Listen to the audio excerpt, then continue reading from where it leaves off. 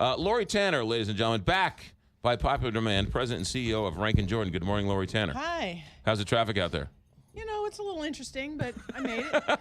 You made it, though. All right. I made it. Fair enough. How are things going at Ranken Jordan? Well, the construction project is just going by leaps and bounds. We started putting up steel a few weeks ago, and the building's starting to take shape. It's very exciting. So absolutely full. This is behind Ranken Jordan, it's kind of, right? On the east side of the property. Right, yeah.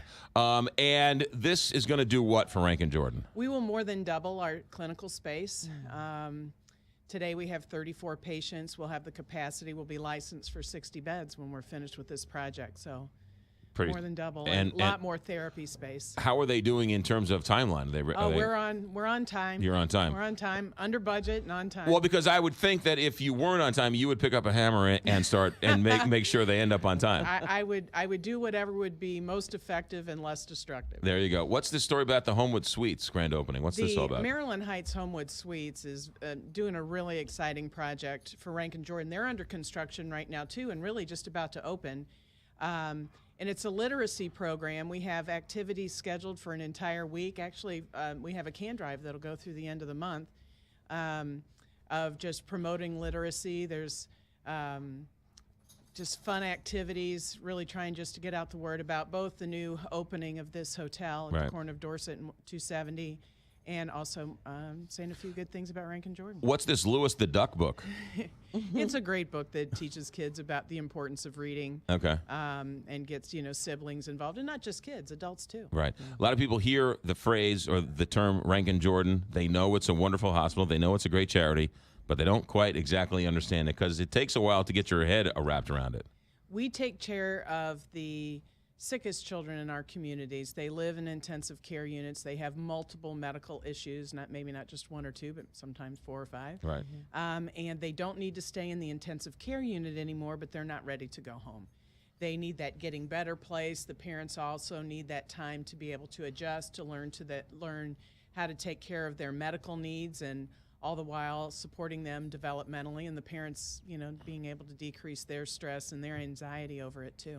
So you're doubling the amount of beds. That seems really unbelievable, right? Don't people grow in sort of 25% at a time? You're doubling the amount of beds in this hotel? The reason is the hospital. The hospital, sure. Yeah. Hotels, hospitals. Starts with an H. That's how good it is. It looks like a hotel. Yeah.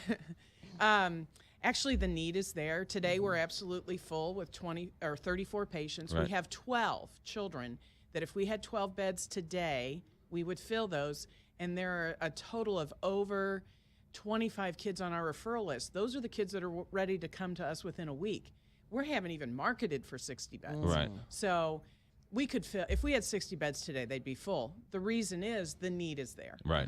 The need is there. It's not really, for most people, you kind of just build something and ease into it. Right. The need has been here in this community for this level of care for some time. Yeah. And the need's ever growing. You've often said on the show that this is a one of its kind. So this has got to be the biggest hospital like this in the country. Well, it might be the largest, but I think the more important thing is taking care of the type of children that we're able to take care of that no one else does in the country. Right. We're able to get kids out of the intensive care unit.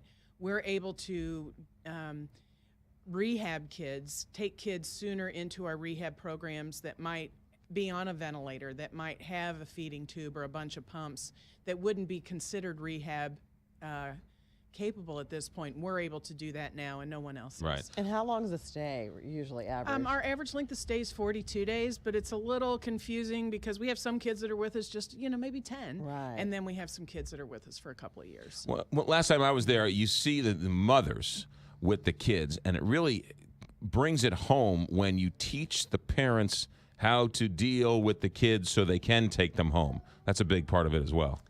Well, it's a huge part of it.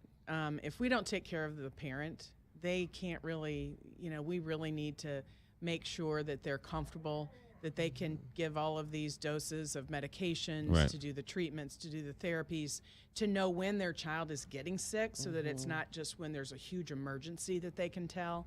They know when to take the child to the doctor.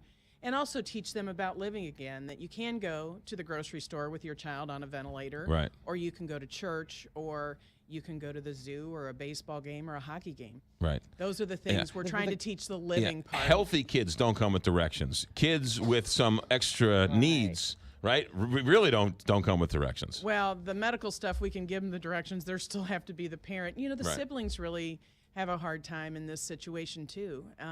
So we try to work with the parents on how to support those kids as well. We try to make the home life as normal as it can be. Well, as normal, but that normal can still, their new normal, if you will, can still be fun and vibrant. Yeah, and still be home and still be a family and all the things. You don't have to be just locked in and never be able to leave the house. And that's, you teach that's worth its weight in gold for these parents because no one else is treating the whole mind, body, and soul.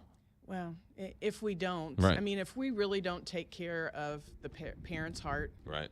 And their mind and their soul going into this, anxiety, depression, child abuse, neglect go way up. You've been doing this how long? I've been at Ranken Jordan for 18 and a half years. Holy mackerel. You look 30, so you must have started when you were in junior high. I've been a nurse a lot longer than even 30. And tell us about Murphy, the second cutest dog in the world.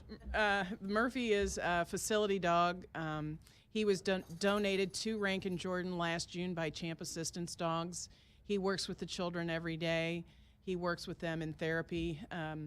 He works with kids who have high blood pressure, and he can hop up in bed with them, and he can calm kids down during seizures. Right. He's, if you're having a bad day, he's just got this smile that, really helps a lot of people. He's really very calming to parents.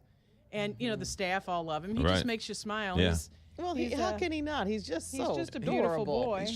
We're talking about you too. Lori, we're out of time, but people want to get involved, donations, volunteers, how do they do that? RankenJordan.org is our website, or you can give us a call at 872-6400. And it was all started by a woman when? In 1941. I love that story. Mrs. Jordan. Love this. 1941. Talk about being forward-thinking in 1941. She was quite the renegade. Yeah. All right. One more time, the phone number and website? 872-6400 or rankenjordan.org. Lori Tanner, he's president and CEO of Ranken Jordan. You are always welcome here. Thanks for coming in. Thank you. You got it. All right, that's it for us for this hour. Next hour, Doug Elgin from the Missouri Valley Conference is going to be along. Missouri Valley basketball will be heard all weekend long here on the Big 550 KTRS, and everything we do is up online, ktrs.com, also on Facebook and on Twitter. 8:58.